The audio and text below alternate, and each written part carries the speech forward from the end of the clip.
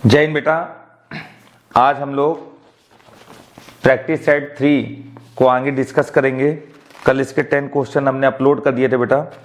अब इसका आगे आज क्वेश्चन नंबर 11 देखते हैं। देखिए बेटा, क्वेश्चन नंबर 11 नंबर जरा ध्यान देना बेटा। क्या लिखा हुआ है? fx1 माइनस fx2 बराबर x1 minus x2 upon 1 minus x1 x2। तो fx किसके बराबर है? fx किसके बराबर है बेटा? देखिए, इस क्वेश्चन को हम लोग ऑप्शन से ही सॉल्व करेंगे। ऑप्शन से कैसे सॉल्व करेंगे जरा ध्यान दीजिएगा। पहला ऑप्शन अपने पास ln 1 minus x upon 1 plus x ये है। तो बेटा fx का मान क्या होगा? What is the value of fx? fx is in the option. तो अगर हमने ऑप्शन नंबर 1 लिया तो इसका मतलब हम ये कहना चाह रहे हैं कि ऑप्शन नंबर 1 fx का वैल्यू है। तो fx1 माइनस fx2 कैसे आएगा? जब x की जगह x1 रखोगे तो fx1 आएगा और x की जगह x2 रखोगे तो fx2 आएगा। तो हम fx1 माइनस fx2 निकालना चाहते हैं भाई, ठीक है ना। तो fx1 क्या होगा?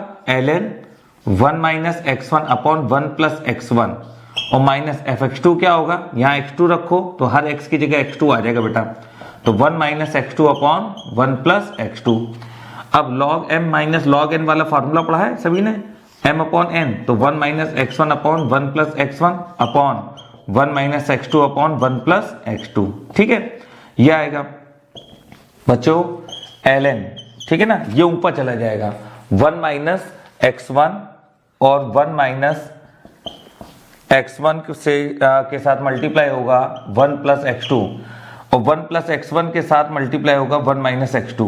1 प्लस x1 के साथ मल्टीप्लाई होगा 1 माइनस x2, ठीक है बच्चों। अब देखिए जरा समझिएगा, ये आएगा ln, मल्टीप्लाई करिए 1 का 1 से होगा, 1 का x2 से होगा तो 1 प्लस x2 आएगा। यह आएगा माइनस x1, यह आएगा माइनस x1 x2। नीचे 1 का 1 से होगा, 1 का x2 से होगा, x1 आएगा प्लस का x1 और माइनस x1 x2 ये आएगा, ठीक है। तो 1 माइनस x2 और ये हो जाएगा x1 और माइनस x1 x2, ये अपने पास निकल के आया। अब बच्चों हम लोग इस साइड वाले हिस्से को चेक करेंगे। अगर ये हिस्सा भी यही आ जाए तो समझ जाइए कि दोनों कथन हमारे बिल्कुल इक्वल हैं। इसका मतलब आंसर हमारा पहला बिल्कुल सही होगा। तो जरा चेक करते हैं हम लोग इसको बेटा। तो ये कब आएगा? जब इस x की जगह पूरा पूरा x1 माइनस x2 बटे 1 माइनस x1 x2 रख दें यहाँ पर। तो ये आएगा f x1 minus x2 upon 1 minus x1 x2 पूरा पूरा रख दीजिए। तो बच्चों ये आ जाएगा ln और ये आ जाएगा 1 माइनस x की जगह क्या आएगा? x1 minus x2 upon 1 minus x1 x2 upon 1 plus x1 minus x2 upon 1 minus x1 x2। बेटा थोड़ा जरा शॉर्टकट में समझने की कोशिश करते हैं। जब हम लोग एलसीएम लेंगे तो 1 माइनस x1 x2 इधर आएगा। तो देखिए 1 माइनस x1 x2 यहाँ मौजूद है, minus x1 minus minus plus x2 होगा तो minus x1 minus minus plus x2 होगा। ऊपर का हिस्सा तो बिल्कुल सही आ रहा है। जब यहाँ एलसीएम लेंगे तो 1 minus x1 x2, 1 minus x1 x2 इसमें भी है, x1 माइनस x2 इधर आएगा, x1 माइनस x2 इसमें भी है। एलसीएम से एलसीएम कैंसिल आउट हो गया। दैट मीन्स हम लोग बोल सकते हैं कि दोनों कथन बिल्कुल सही है। ये वाला और ये वाला दोनों आपस में क्या है? इक्वल है। तो अपना ऑप्शन नंबर 1 बिल्कुल सही होगा। मेरे हिसाब से बेटा आपको ये बात समझ में आ गई होगी, ठीक है। चलिए सभी लोग नोट कर लीजिए बच्चों, फटाफट नोट कर लीजिए बेटा सभी लोग।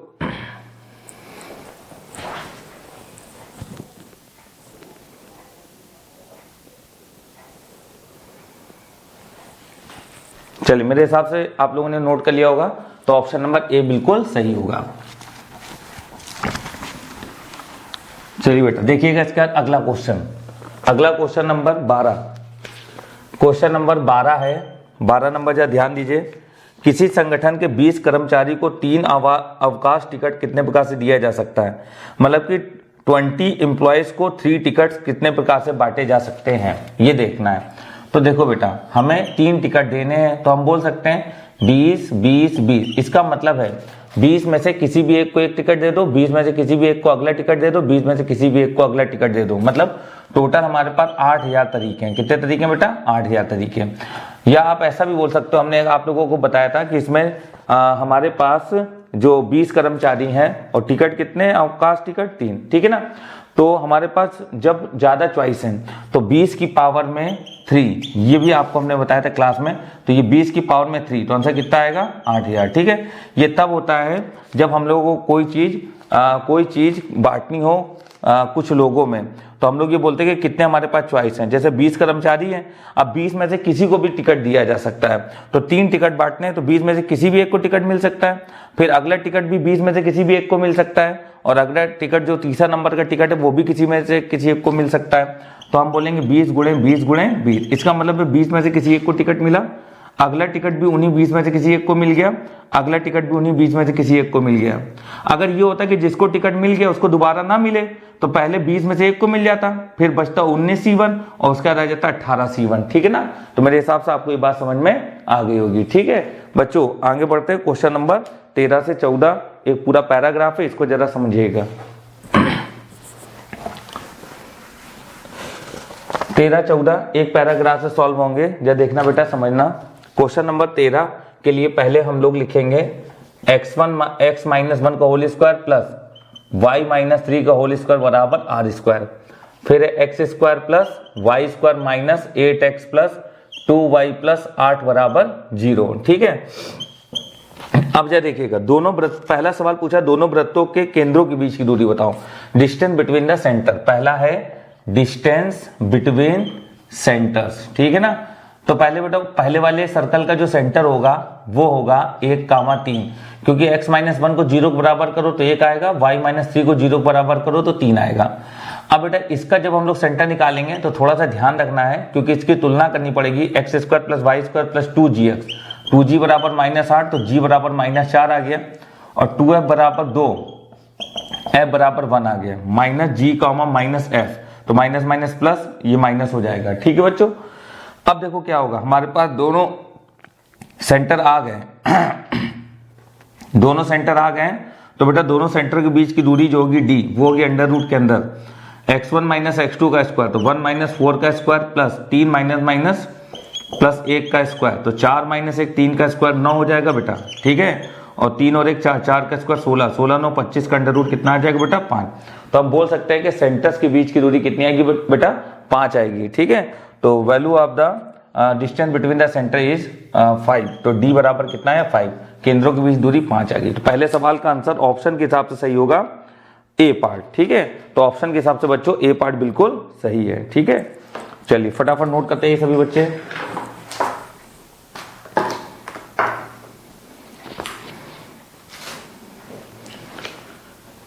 मेरे हिसाब से बेटा नोट हो गया होगा। आगे बढ़ते हैं अगले सवाल पे, इसी का जो अगला पार्ट है। अगला पार्ट जरा ध्यान देना। तो बेटा देखिए सेंटर्स के बीच की दूरी याद रखिएगा 5 आई है, क्योंकि इसका यूज होगा, ठीक है। अब बेटा देखिए आगे लिखा हुआ अगला, दो वृत्त एक दूसरे को प्रतिच्छेद करते हैं तो कौन सा कथन सही है।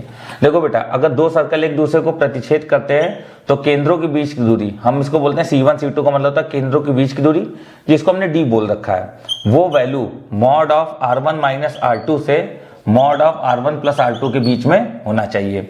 अब देखिए बेटा यहां पर अगर देखा जाए तो R1 का वैल्यू तो R है, R1 का वैल्यू R, क्यों, क्योंकि x माइनस h का whole square plus y minus k का होल स्क्वायर बराबर R स्क्वायर, तो इसकी त्रिज्या R1 स्क्वायर, तो R1 स्क्वायर बराबर R स्क्वायर, तो R1 बराबर R। अब यहां से रेडियस हमको निकालनी पड़ेगी, तो इसकी रेडियस आराम से आ जाएगी, तो R बराबर अंडर रूट, बेटा अभी पीछे आपने g निकाला तो 4 है, तो 4 का square 16, g square plus f square, तो f 1 आया था, और माइनस c, तो c कितना है 8, ठीक है। तो ये आएगा हमारे पास 8 में से घटाओ -7, तो 16 माइनस 7 बराबर 9 का अंडर रूट 3, तो बेटा ये आई हमारी R2, तो R2 क्या आई, R2 हमारे पास निकल के आई बेटा 3, ठीक है।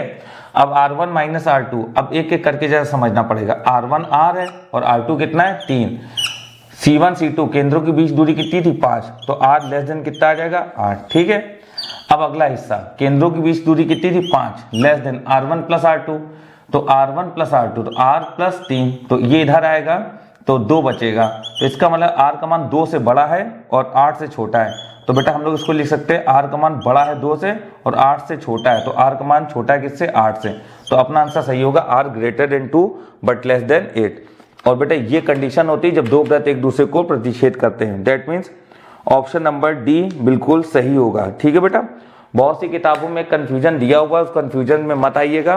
बहुत सी किताबों में इस क्वेश्चन को गलत सॉल्व किया गया है और आंसर बी बोला गया है। बी आंसर बेटा नहीं है, आप कहीं भी चेक करिए, आंसर यही है, R greater than 2 and less than 8। आपका कंफ्यूजन दूर करने के लिए हमने आपको ये बात बता दी, ठीक है।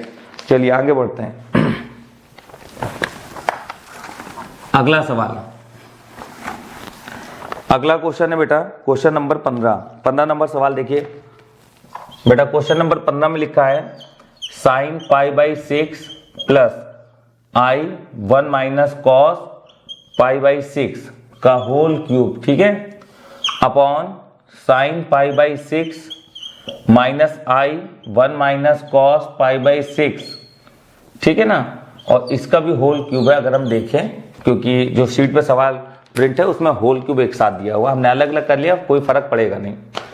देखो बेटा, हम लोग साइन 2 थीटा वाला फॉर्मूले से इसको खोलें तो यह आएगा 2 साइन पाई बाई 6 का आधा pi by 12 into cos pi by 12 plus का आई। बेटा 1 को कैंसिल करने के लिए कॉस 2 थीटा का फॉर्मूला लगाइए साइन के पदों में, तो वो आएगा 1 minus 2 sine square theta by 2, 1 से 1 कैंसिल हो गया, माइनस माइनस प्लस हो गया, तो आएगा 2 साइन स्क्वायर पाई बाई 6 का आधा पाई बाई 12। सेम वही चीज नीचे कर दीजिए, तो यह आएगा 2 sign pi by 12 into cos pi by 12 plus का आई 2 साइन स्क्वायर पाई बाई 12, बस यहाँ पर माइनस लगा हुआ है ये वाला, ठीक है, और होल क्यूब कर दीजिए। मेरे हिसाब से बेटा आपको ये बात समझ में आ गई होगी सभी बच्चों को।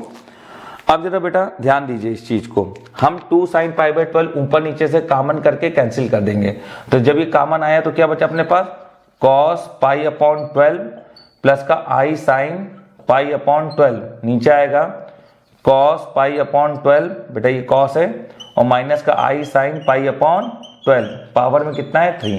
बेटा डिमॉइवर की एक प्रमेय होती है कि cos theta plus I sine theta की पावर में अगर n है तो n का गुणा सीधे सीधे एंगल से कर देते हैं, तो इसका गुणा इससे करेंगे तो 3 चौको 12, 3 चौक 12, मतलब 3 से 4 बार काटोगे तो 12 कटेगा, तो आ जाएगा कॉस पाई बाई 4 प्लस का आई साइन पाई बाई 4, ठीक है। नीचे हम लिख के दे रहे हैं cos pi by 4 minus I sine pi by 4, ये आया। बेटा ये उठ के जब ऊपर जाएगा तो इसमें डिमाइवर की प्रमेय लगेगी पावर वाली, क्योंकि ऊपर जाएगा तो यहाँ पावर -1 हो जाएगा, तो इतना नोट कर लीजिए बेटा, नहीं तो आपको देखने में शायद हो सकता है दिक्कत हो, ठीक है। तो ऊपर हम थोड़ा सा मिटाएंगे,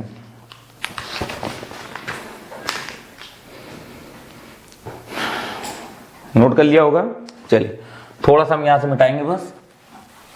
अब बेटा देखिए, जब ये cos pi by 4 cos pi by 4 plus का आई साइन पाई बाई 4 ऐसा ही रहेगा, ये ऊपर जाएगा cos पाई बाई 4 माइनस का आई साइन पाई बाई 4 की पावर -1 हो जाएगा, ठीक है, पावर क्या हो जाएगा बेटा -1 हो जाएगा। अब ये आ जाएगा cos पाई बाई 4 प्लस का आई साइन पाई बाई 4, और बेटा ये -1 का गुणा इस एंगल से होगा, तो ये आएगा cos minus pi by 4 plus हो जाएगा, क्योंकि cos minus theta plus cos theta, sine minus pi by 4 बाहर माइनस देगा, क्योंकि sine minus theta minus sine theta होता है, तो minus minus plus I sine pi by 4। बेटा देखिए, जब cos theta plus I sine theta का गुणा cos कोई भी एंगल आई साइन कोई भी एंगल हो तो एक बार cos लिख के सिर्फ एंगल जोड़े जाते हैं, पाई बाई 4 प्लस पाई बाई 4 तो पाई बाई 2, और आई साइन एक बार साइन लिख के एंगल जोड़े जाते हैं, फिर पाई बाई 2। बेटा cos पाई बाई 2 0 होता है, साइन पाई बाई 2 1 होता है, तो फाइनल आंसर इसका आएगा आई, तो ये आपका फाइनल आंसर होगा आई, करेक्ट बेटा, तो फाइनल आंसर होगा आई। तो आप बोल सकते हो option number C is right, ठीक है, तो सी ऑप्शन बिल्कुल सही होगा। चलिए फटाफट नोट कर लीजिए।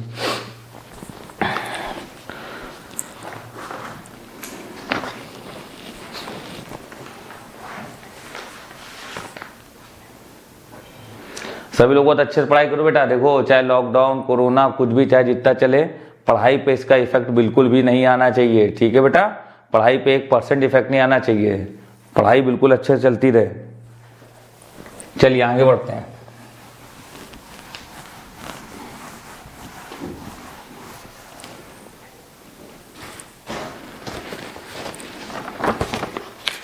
अगला क्वेश्चन है f डबल डैश x बराबर g double dash x, f dash 1 बराबर 4, f डैश 1 बराबर 4 एंड g डैश 1 बराबर 6। एफ ऑफ 2 बराबर 3, जी ऑफ 2 बराबर 9, x बराबर 4 पर बोला जा रहा है एफ एक्स माइनस जी एक्स का वैल्यू क्या होगा। x बराबर 4 पर एफ एक्स माइनस जी एक्स का वैल्यू क्या होगा। चलिए देखिएगा बेटा, सबसे पहले जब सोल्यूशन स्टार्ट करेंगे तो हम देखेंगे एफ डबल डैश एक्स बराबर जी डबल डैश एक्स है, तो दोनों साइड इंटीग्रेशन करो तभी ये डैश खत्म होगा, तो हम दो साइड इंटीग्रेशन कर देंगे, तो यहां बचेगा एफ डैश एक्स, यहां बचेगा जी डैश एक्स और एक इंटीग्रेटिंग कांस्टेंट सी आ जाएगा।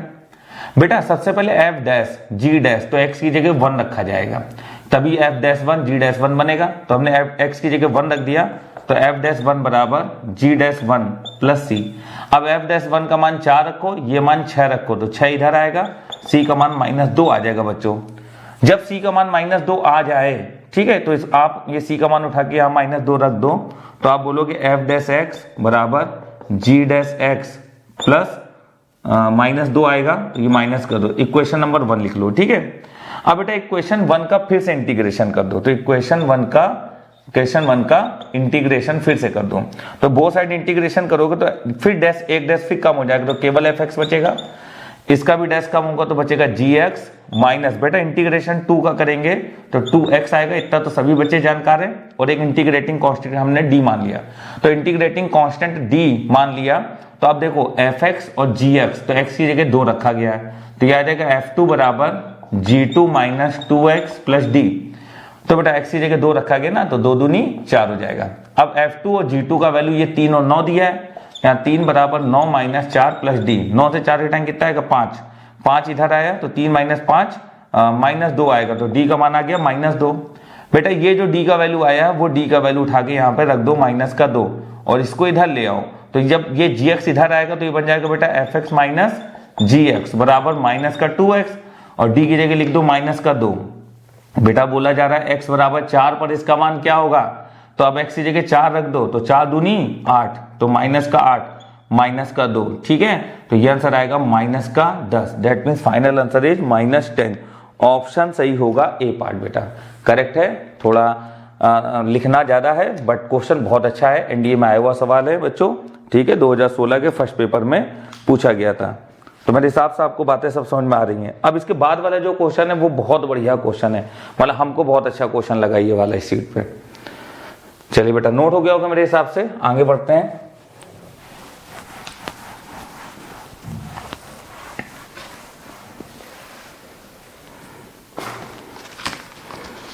देखना बेटा अगला क्वेश्चन है z² बराबर i z बार, ठीक है, तो क्वेश्चन लगे हुए z1 z2 z3 को लेकर क्वेश्चन लगे हुए, एक एक आराम से समझना। z बराबर हम लोगों को पता ही x प्लस आई वाई मानेंगे, तो z बार हो जाएगा x माइनस आई वाई, उठा के यहां रख दो, तो z² क्या आएगा x² plus i y square plus 2xy into i बराबर i इंटू जेड बार, तो x माइनस आई वाई आ जाएगा, तो आएगा x², i² -1 होता तो -y² प्लस का 2xy i बराबर xi, i² -1 minus minus plus y हो जाएगा, तो यह आएगा x² माइनस y² की तुलना रियल पार्ट से होगी और इमेजिनरी पार्ट है 2xy की तुलना किससे होगी बेटा x से होगी, तो कंपेयर कर लिया। अब बच्चों देखो इसको इधर ले आओ, तो जब ये इधर आएगा तो ये x कॉमन आ जाएगा और बचेगा 2y - 1 बराबर 0, दैट मीन्स x बराबर 0 और y बराबर 1/2, ये आ गया x और y के मान यहाँ से, ठीक है, थोड़ा सा कवर कर ले रहे हैं। इसके बाद बेटा जरा ध्यान दीजिए x और y के मान आ गए, अब इसको सॉल्व करो, x² माइनस y² बराबर y, तो x² माइनस y² बराबर y। बेटा सबसे पहले x बराबर 0 रख दो, तो जब x बराबर 0 रखेंगे तो हमारे y क्या आएगा y प्लस y² बराबर 0 हो जाएगा, क्योंकि इधर गया तो y कॉमन करो, तो y का मान एक 0 आएगा और एक y का मान -1 आएगा, ठीक है ना, तो ये y का मान आ गया। अब जब y का मान 1/2 रखेंगे तो x का मान क्या आएगा, तो x² बराबर 1/2 उधर गया तो 1/4 और प्लस 1/2, ठीक है, तो ये आएगा 3/4, तो x बराबर आएगा प्लस माइनस √3/2। ये बेटा x के और y के मान निकल आए। बच्चों ये सब रूट्स होते हैं, इनसे कॉम्प्लेक्स नंबर के रूट्स जनरेट होते हैं, तो देखिए यहां से हम कितने रूट्स बना सकते हैं, तो पहला रूट्स बनेगा z1, तो z1 रूट्स क्या होगा x प्लस आई वाई, ये सब x प्लस आई वाई रूप में बनेंगे, तो x 0 लिया तो y का मान y का मान क्या लेंगे, तो देखिए बेटा जब x 0 लिया तो y का मान कितना है -1, जब x 0 रखा तो y का मान कितना है -1, तो ये हो जाएगा -i। ठीक है, तो Z1 ये आ गया। Z2 x 0 पे तो काम हो गया बेटा है। अब x का मान कितना √3/2 प्लस √3/2 हम लोग ले रहे हैं, तो x का मान जब प्लस √3/2 लिया तो y का मान हम लेंगे 1/2। कितना लेंगे 1/2 i। ठीक है, क्योंकि y का और कोई मान यहाँ पर नहीं दिख रहा है, 0 बार बार नहीं लिया जाएगा। और Z3 जब बनाएंगे तो x का मान कितना है -√3/2, y का मान कितना है 1/2 i। करेक्ट है बेटा।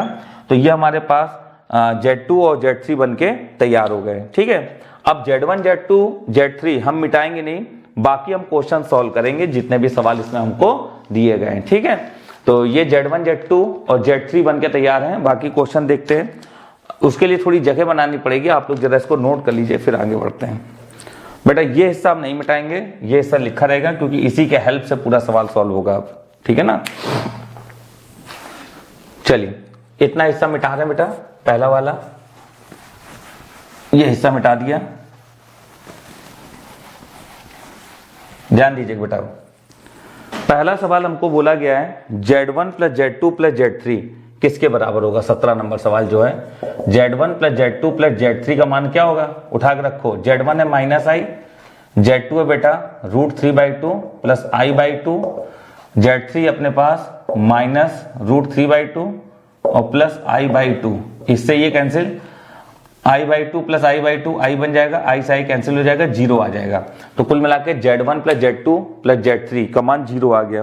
तो 17 नंबर क्वेश्चन का आंसर तो सी पार्ट आ गया बेटा। ठीक है, सभी को समझ में आ गई होगी बात। 17 नंबर सवाल का आंसर सी पार्ट बिल्कुल सही है। इसके बाद अगला 18 नंबर। 18 नंबर में 2 कथन दिए गए हैं, उन 2 कथन पे विचार करेंगे। तो 18 नंबर सवाल बेटा देखो जरा, 18 नंबर सवाल में 2 कथन है। पहला कथन है Z1 Z2 और Z3, Z1 × Z2 × Z3 शुद्ध काल्पनिक है, प्योर इमेजनरी है। देखते हैं Z1 कितना है -i, Z2 कितना है, इसको बेटा हम थोड़ा आगे पीछे लिख लें, लिख लिया i/2 प्लस √3/2, थोड़ा सा समझ में तुम्हें अच्छा आ जाएगा। और ये आ जाएगा i/2 माइनस √3/2। बेटा a plus B, a minus B को समझ में आया क्या है ना, ये वही चीज है, a plus B, a minus B, तो माइनस का i, a² माइनस b², तो i² -1/4 और माइनस b², तो यह आ जाएगा √3/2 का स्क्वायर, तो 3/4। ठीक है, तो कुल मिला के बेटा इसमें i परमानेंट बना रहेगा। ये सॉल्व करोगे तो i परमानेंट बना रहेगा। इसका मतलब इस सवाल में i है, i के अलावा प्योर नंबर नहीं है, इसमें प्योर रियल नंबर नहीं है, सिर्फ i वाला नंबर है। कहीं पर हमको x प्लस i y नहीं दिख रहा है, सिर्फ i y दिख रहा है, तो दैट मीन्स ये प्योर इमेजनरी होगा। तो पहला कथन क्या बोल रहा था कि Z1 Z2 Z3 शुद्ध काल्पनिक है, प्योर इमेजनरी, बिल्कुल सही।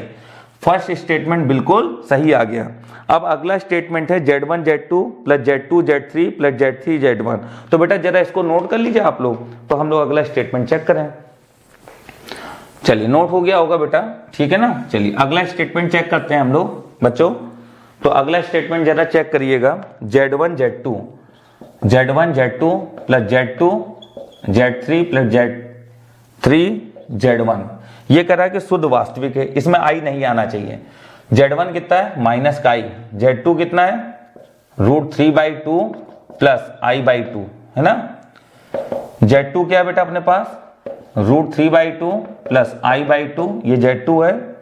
और Z3 कितना है माइनस का √3/2 प्लस का i/2, ठीक है।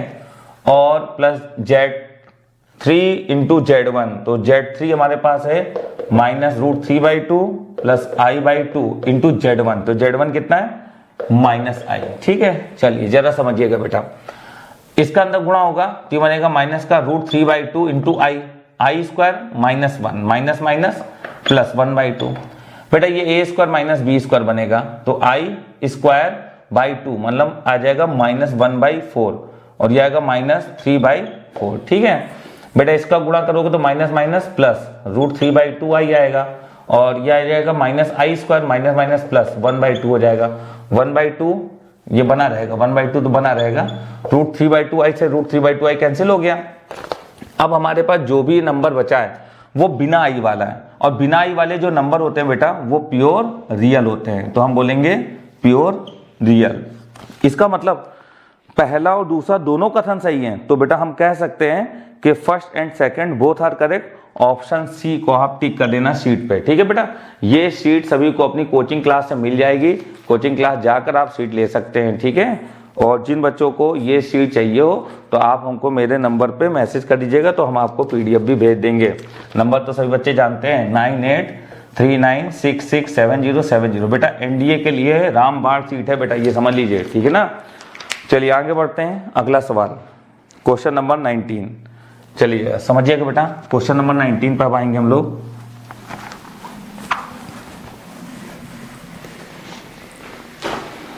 क्वेश्चन नंबर 19 देखिए, 19 में बोला जा रहा है AGAIN। अगेन के 4 अक्षरों में से 4 अक्षरों को लेकर कितने शब्द बनाए जा सकते हैं? प्रत्येक शब्द A से प्रारंभ हो। AGAIN के अक्षरों में से 4 अक्षर लेकर बेटा A से प्रारंभ हो। ठीक है ना, तो देखिएगा 1 2 3 4। ठीक है, 1 2 3 4। तो अब देखिए A से प्रारंभ हो तो A तो शुरू में आएगा ही आएगा, तो A फिक्स है, इसलिए एक चॉइस हो गई। अब बेटा देखिए A से शुरू हो, चाहे इससे तो बचेंगे तो बाकी के अल्फाबेट, तो 1 2 3 4। तो यहाँ 4 में से कोई भी आ जाए, यहाँ 3 में से कोई भी आ जाए, और यहाँ 2 में से कोई भी आ जाए। तो 4 3 12 दूनी 24, तो 4 गुणे 3 12, 12 दूनी 24। तो बेटा इसमें कितने शब्द बनेंगे? 24 शब्द बनेंगे। ऑप्शन नंबर सी हमारा बिल्कुल सही होगा। ठीक है, चलिए क्वेश्चन नंबर 20 पर आते हैं बच्चों। क्वेश्चन नंबर 20 देखिएगा सभी लोग, बहुत अच्छा सवाल है। 20 नंबर ध्यान देना बेटा। क्वेश्चन नंबर 20 है, कह रहा है कि P और Q मूल बिंदु से जुड़े हुए, ये समझ लीजिएगा मूल बिंदु से। तो ये O हो गया मूल बिंदु, ये हो गया P, ये जुड़ा हुआ इससे, और Q भी मूल बिंदु से जुड़ा है। तो कह रहा बताओ इनके बीच का एंगल क्या होगा? थीटा हमने माना क्या होगा। ठीक है, और P और Q ओमेगा और ओमेगा स्क्वायर से परिभाषित हैं। ठीक है ना, तो बेटा देखो OP का P जो है वो ओमेगा है, ओमेगा का मतलब ये हो गया ये, और ये ओमेगा स्क्वायर हो गया। बेटा ओमेगा स्क्वायर का मान होता है रूट -1 माइनस का I √3/2, और ओमेगा का मान होता है -1 प्लस का I √3/2, ये होता है। तो बच्चों अगर दो रेखाओं के बीच का एंगल निकालना है तो दोनों की प्रवणता पता होनी चाहिए। तो OP की प्रवणता M1 मान लो, इसकी प्रवणता M2 मान लो। तो ये मूल बिंदु है तो 0, 0, तो M1 होगा y2 - y1 upon x2 - x1। तो 0, और इसको बेटा थोड़ा सा अलग अलग करके लिख सकते हैं हम लोग। तो इसको बेटा क्या इस प्रकार से लिख लें, कोई दिक्कत नहीं उससे। इसको भी अलग अलग करके लिख लो, y2 कोई दिक्कत नहीं। तो y2 - y1, तो 0 - √3/2, तो यह आएगा माइनस का √3/2 अपॉन 0 - 1/2। तो माइनस माइनस क्या हो जाएगा? प्लस। क्यों?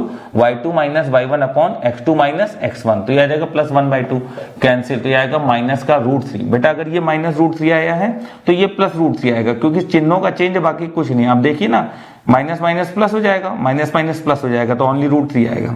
अब tan थीटा बराबर होता है बेटा मॉड ऑफ M1 - M2 बटे 1 प्लस M1 M2, तो √3 minus minus plus √3 upon 1 minus M1 M2, तो √3 हो जाएगा कितना? 3, क्योंकि 1 प्लस होता है तो वो माइनस हो जाएगा बेटा। अब ये आएगा √3 2√3, और नीचे माइनस का 2 से 2 कैंसिल, बचेगा √3। तो ये आया tan थीटा बराबर √3। तो थीटा कितना आ गया? 60 डिग्री। तो बेटा हम लोग बोलेंगे थीटा का वैल्यू आ गया 60 डिग्री। तो option number A is right. Correct बेटा, तो ऑप्शन नंबर A बिल्कुल हमारा सही होगा। सभी लोग ध्यान से नोट कर लें सवाल को। ठीक है, तो मेरे हिसाब से बेटा आप लोगों को यहाँ तक क्वेश्चन अच्छे से समझ में आ गए होंगे, और इसके आगे क्वेश्चन आपको नेक्स्ट वीडियो में मिल जाएंगे। ठीक है बेटा, चलो जय हिंद बच्चों, अच्छे से पढ़ाई करिए, चाहे कुछ भी हो पढ़ाई रुकनी नहीं चाहिए। और जो अप्रैल में आपका NDA का पेपर होना है उसे सभी बच्चे क्रैक करेंगे। ठीक है, चलिए जय हिंद बच्चों एक बार फिर से।